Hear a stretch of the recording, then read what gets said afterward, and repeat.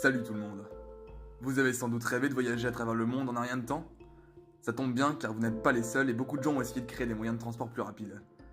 On connaît tous l'idée folle d'Elon Musk qui son Hyperloop, mais ce que nous allons voir dans cette vidéo est un système qui a déjà été créé. En effet, pour faciliter la vie des hommes, les trains ont été complètement repensés pour tutoyer la célérité. L'idée qui se cache derrière les trains qui volent, c'est le magnétisme. Ces trains sont sans roues et lévitent au-dessus des voies. Il en existe deux types, ceux à sustentation électrodynamique et électromagnétique.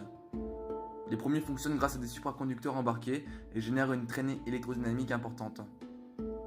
Alors que le deuxième génère une traînée très faible, voire inexistante. C'est de ceux-ci dont nous allons parler. Les trains à sustentation électromagnétique, comme leur nom l'indique, se déplacent grâce à l'énergie magnétique. Celle-ci est à l'origine de la lévitation du train, ainsi que de sa propulsion. Pour que le train puisse léviter, celui-ci est équipé d'électroaimants placés en dessous des rails. Une fois alimentés électriquement, ces électroaimants sont attirés par le rail ferromagnétique. La distance entre les deux se réduit pour être égale à environ 10 mm. Le train lévite alors 15 cm au-dessus du rail. Afin que le train reste toujours au centre de la voie, les électroaimants sont également placés autour du rail. La propulsion du train repose quant à elle sur l'utilisation de bobines placées le long de la voie. Celles-ci sont alimentées par un courant alternatif.